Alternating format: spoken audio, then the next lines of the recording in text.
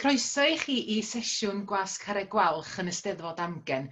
Diolch yn fawr iawn i Elen a criw'r Steddfod i gyd am drefnu hyn i gyd. Mae'n adloniant penny gamp i ni mewn amser pyn bach yn anodd. Mae Aled Lewis Evans, yr awdur dwi'n ei gyflwyno i chi heno, yn enw adnabyddus, ond yn fwy am ei farddoniaeth a'i waith fel gweinidog yr Efengil yn hytrach nag awdur hyddiaeth a deud y gwir, i fod o yn awdur nifer o gyfrolau o straeon byrion. Ond mae gyfrol ddiweddaraf o Tre Terfyn yn wahanol iawn i'r hyn mae o 'di gyhoeddi'n flaenorol. Dydy hi ddim yn nofel a dydy hi'm chwaith yn gyfrol o straeon byrion, ond yn hytrach mae'n gyfrol reit unigryw o ryddiaeth greadigol farddonol i naws, yn seiliedig ar filltir sgwâr yr awdur, sef ardal Wrecsam a'r Rhos. Mae'r ardal ei hun yn serenu yn y gwaith, ynghyd â'r cymeriadau unigryw sy'n ynddi hi, o'r hen ferchaid sy'n hel clecs ar y bus, i'r llanc ifanc sy'n swagro o gwmpas y dre a gweithwyr y big issue ar y strydodd. Swn i'n licio gwahodd Aled ŵan i roed rhyw gyflwyniad bach i'r gyfrol i chi. Mwynhewch. Wel, helo, sumai. Dros amser y daeth y gyfrol ynghyd, a deud y gwir, ac uchafbwynt i mi oedd cystadlu efo hi yn Steddfod Powys Dyffryn Banw 2019, a digwydd cael y wobr felly gan Menna Baines y beirniad, gar i hwnna roed hyder i mi efo'r fersiwn cyntaf i feddwl am gyhoeddi. Dwi wedi sgwennu am Wrecsam yn y gorffennol, mewn straeon byrion, a yn y caffi, nofel oedd yn sôn ac yn adlewyrchu y 90au yn Wrecsam neu Tre Terfyn. Ond o'n i eisiau lleoli yn yr ardal unwaith eto. Pan o'n i'n blentyn, o'n i wedi byw mewn 4 lle, a weithiau dwi'n sgwennu am y 4 lle, ond o'n i eisiau lleoli yn ôl ar y ffin gan mod i heb ysgrifennu rhyddiaeth dipyn. Ac mi ddudodd ni o'r wasg bod i'n gweld y llyfr fel llythyr caru i'r ardal. Ac o'n i wedi hoffi y disgrifiad yna yn fawr gen i, achos dyna tant dwi'n drio i daro lly.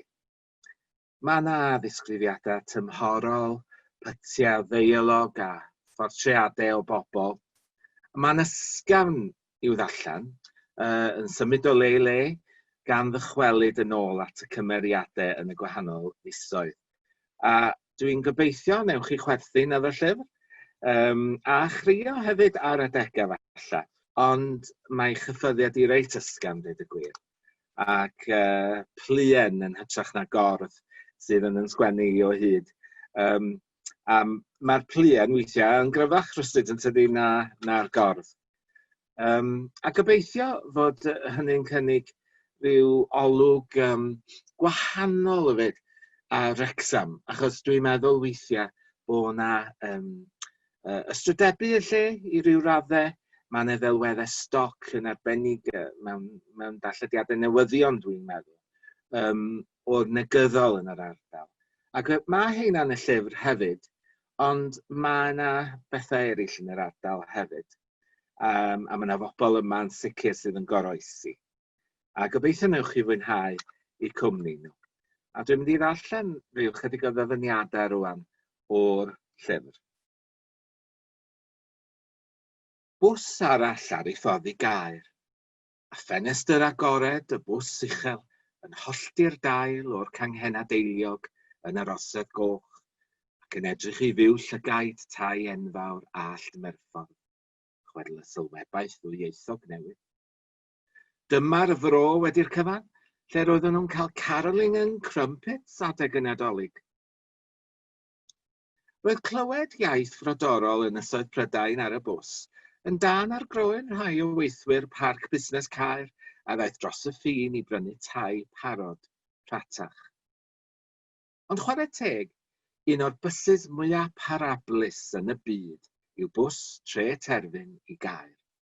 Sgwrsio heintus rhwng y cyhoeddiadau dwyieithog, cyn gollwng y bwrlwm yma i strydoedd syber at seiniol Caer. 2 genedl wahanol o fewn 10 milltir. Mynd i Gaer oedd cyfle pobl Tre Terfyn i actio'n chic. Dyma ei dydd allan, cyn dychwelyd ar y bws olaf yn ôl, goedefa, pentre gwyn, o gair sydd dal yn estron iddynt. One thing that's a shame, we never learnt Welsh properly. Bechod. I can read it and sing it, but I can't converse in it properly. Dim ond dipyn bach efo pobl coed poeth yna. Meddai Bronwen traffic warden ar ei ffordd i'r cae ras. Hei, ond mae Chinese a'r Cantonese fan hyn bryn bo'n trio siarad Cymraeg. Pan dwi'n mynd i odro curry a reis, chwarae teg iddyn nhw. Mae plant nhw'n mynd i ysgol Bryn Tabor. Cymanfa ganu heno yn yr hos. Merched anwyl ffasiynol y corau lleol yn y blaen. Raymond o Nant Parc yn astudio rhaglen yn drylwyr, yn eistedd yn y set nesaf o Glyndwr, efo'i sbectol drwchus. Bu'n rhyw i'w fam hyd y diwedd, gan fynd yn ddyddiol i dref Alun yn yr Orsedd Goch i'w gweld. O, chyd yn ôl i fyw i'r Rhos, Raymond, o Nant Parc henne? Pobl y Rhos, na nhw ffeindio bai efo ti, ond na nhw ddim bwyntio bys. Be ti'n neud yn byw lawr yn y glodion ne? Sa ti'n digneidi yma? Ti'n hawdd dy garu? Ti'n adre dy debyg ffwl? Mae Glyndwr a ti fel dwy busen yn yr un plisgyn. A mae Hafod y Mynydd yn lle Rygnesos, ti eisiau cael garos yna efo fo? Mwyn i chi fedru cael gom efo'ch gilydd. Besi bobl lwmp oedd yn annog. Briwsion ohono ni wedi ddeud sy'n ar ôl yn yr hws rwan. Briwsion o'r hen ddyddiau. A dwi'n poeni am Dot ar ôl iddi gael twtch ar y ponciau yn ymyl cerflun Iesu Grist wrth ddod i gatre South Lane drwy gerig yr osedd. Paid y sôn, pan ddeffrodd hi, oedd hi'n yr ysbyty, ac roedd hi'n meddwl bod hi wedi cholli hi. I bod hi wedi cael gormod o ddrygs neu rhywbeth. Ond pan is i'w gweled, roedd hi'n newydd gael gweledigaeth fod Elvis ar waelod y gwely yn canu Cymraeg i fi. Ciao, fool, bychodd Raymond. Keep taking the tablets, cariad, medda fi, take a chill pill. Mae gaiam fod hi wedi cael urine infection neu rhywbeth. Ond clywed wedyn mae y fo efo henne. Ie, Elvis, caplan yr ysbyty, yn trio codi chalon. Fo oedd yr Elvis oedd yn canu Cymraeg ar waelod i gwely hi. Doedd yr eth ddim wedi hallucinatio. Ond pan nath i ddeffro, roedd hi'n meddwl i bod hi ar ei ffordd i'r nefoedd. Ond drial, roedd hi dal yn dre. Yn y pryd ar glud, a draws y ffordd i'r capel, boddi'r sain emyna'r hos, gan sgrin enfawr newydd ar wal y man disgwyl. Daw Love Island ar y sgrin i lenwi gorfod cyfarch a meddwl am ddangos gwein. Dim ond disgwyl am yn cyrru gymwch ar eis. Daw glaw i olchi'r bydreddu gyd i lawr i'r cwterydd drachefn. Ond heno fe ddeil y canu i daranu o'r capel. Pan fo pentre'r hos yn penderfynu canu, a'i ddirgryniadau yn ysgwyd capel bychan i'w sail. Does dim all gystadlu ag o yn y byd yn grwn. Da ni gyd eisiau rhyw garnifal i ddod â ni allan o'n tai. Bychodd Dot tŵna ar ôl dychwelyd i South Lane wedi gweld Elvis. Lle mae'r band un yn asonio ddau dihws yn amdano? Does na'm crwydryn na neb yn dod i'r ardal rwan a sgowt. Ti'n cofio crad y garth a'i straes? Roedd y fo yn siarad llond o Gymraeg, ac roeddwn ni'n afedd a chael sgwrs iawn efo fo. Dyn ni gyd ofn agor yn drysau rwan. Cofia, dyw teli ddim yn helpu. Hei, dwi rhwng Midsummer Murders a'r Urdd yn y pnawniau. Ers dalwm roedden ni gyd yn canu daw hyfryd fis Mehefin cyn bo hir.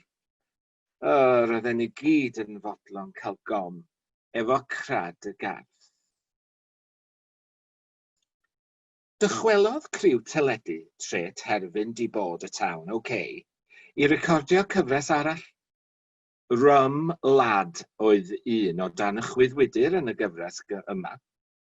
Ar ôl iddo gyfaddau yn y Golden Lion wrth ymchwilydd y gyfres i fod o wedi bod yn ddisgybl yn yr ysgol Gymraeg.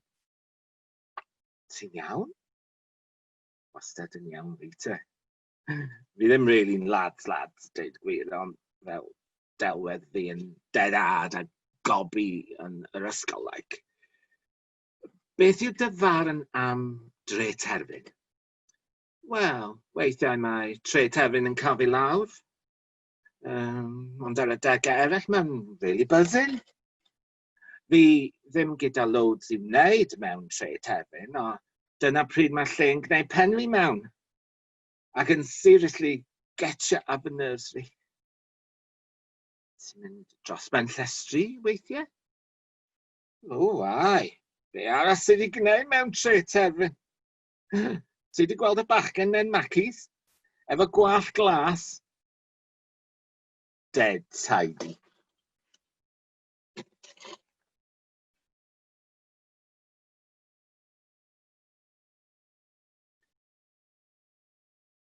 Mae Côr y Brymbo yn canu heddiw'r bore yn agoriad newid tŷ millets, cyhoeddodd Besi Bopol Lwmp yn y ponciau.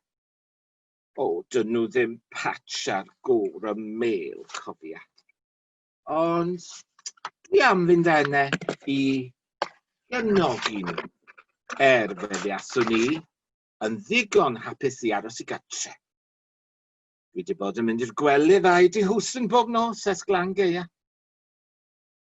Maen nhw yn gofyn i mi weithio rwan yn dre am ID.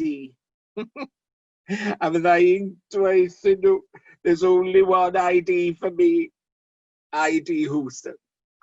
Wel, wrth i be.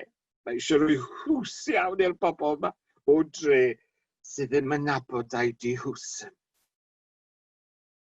Are those poppies you've got in there for your collection? No, they're Mr. Ears-like.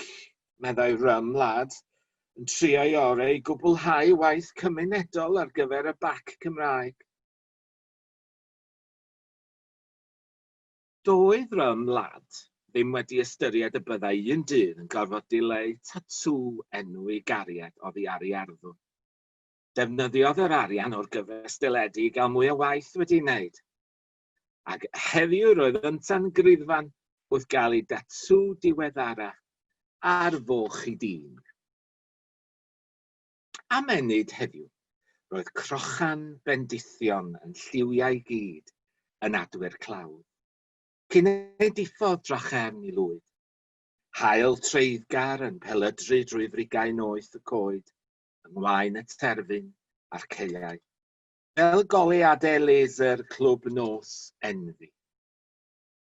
Roedd Mariah Scary yn cael twtsh bawedd ar y bws yn ôl i'r ponciau. It's like the Twilight Zone in my house. The Christmas decorations have been up for a month already and there's a month to go. Trian, mae'r yma meddwl bod i'n mynd i fod yn William bydd. Thank you, Dottie. Even though I didn't quite understand that, I can say that you're in the zone.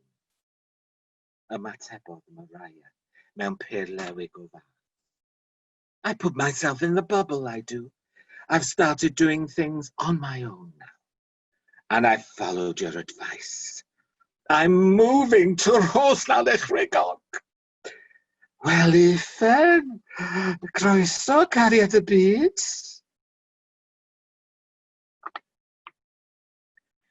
Roedd Rum Lad wedi cael llawer o sylw ar ôl bod ar y teledu. Roedd dynes o'i stryd wedi gofyn a fi asai'n ei helpu drwy ddim ond siarad Cymraeg efo hi rwan, gan ei bod hi'n mynd i goleg Cambria i ddysgu Cymraeg. Rum Lad, weles i ti ar y teledu. Wyt ti'n mynd i'r ysgol Gymraeg? Oh yeah, fi dal yn mynd. Wel, when I'm there, like, dwi'n dysgu Cymraeg, a does neb arall yn y stryd i siarad efo nhw. Neu di siarad Cymraeg efo fi bob tro ti'n gweld fi? Oh yeah, that sounds meant like. Yeah, na i siarad Cymraeg efo ti. Ymfalchiau yn ei rôl newydd.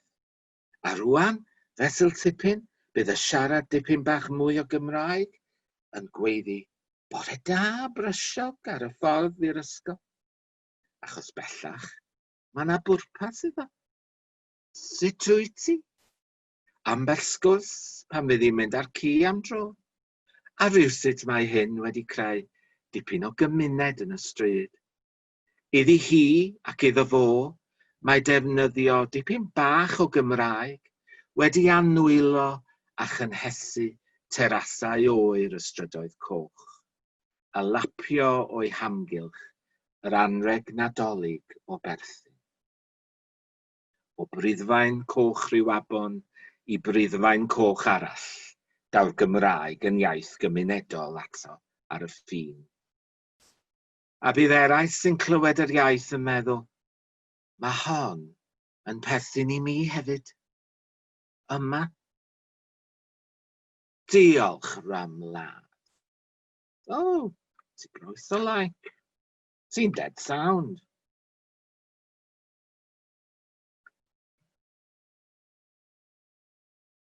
Crack a smile, why don't you? Holodd living the dream ar y til nadolig yn yr archfarchnad. Roedd hi'n nabod teulu'r rymiaid i gyd, heb sôn am Nana Asbo. Ni holodd Rymlad am yr holl lefrith oedd yn brynu, ond sylwodd ar ei esgidiau. They do look smart, they do. They go with your trackies.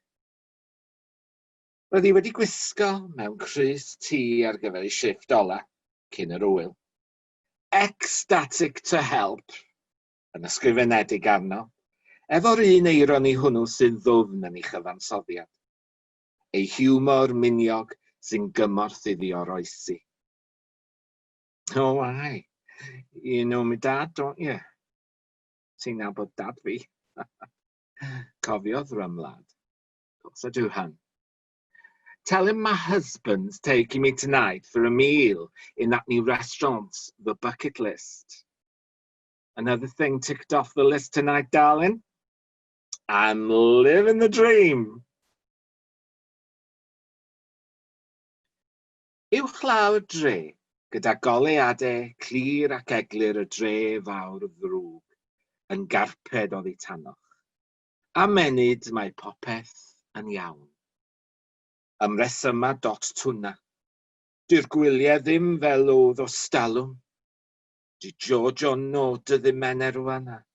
Does na neb yn coelio mewn Santa Claus rwan. Beithio, meddai Bessie Bobolwmp, gan sidro a ddylai ffonio ti doctor i ddeud fod ei ffrind yn byw yn y gorffennol. Hefyd, tybed a ddylai ganslo mynd i ginio nadolig y chwiorydd yn y capel. Ond oedd ganddi ddim stwmog mynd yn ôl i gefn mawr i'r nit yn natter grŵp yn y flwyddyn newydd. I bod nhw'n griw reit johoi a phaned a gom dda yna. Cwbl roedd dot hwnna wedi wneud oedd cwyno am y carreg a'r gabatchen galed gafodd hi pan nath hi am ginio dolyg efo criw fflatiau'r hen bobl. Ond doedd neb i guro dot tŵna chwaith pan oedd hi'n ei hwyliau. Ar ôl yr wyl, fe ddaw ei ffrind o dre i fyny i weld pantwr stiwt. A chyfleu dot ddweud i joc flynyddol wrthi. Hei, ti wedi cael stampio dy basbot am flwyddyn arall. Croeso i ros lan eich rigo. Roedden nhw'n nabod i gilydd, mor dda ebyn hyn. Roedd ei ffrind o dre, hyd yn oed yn cael mynediad i fyd i joc si.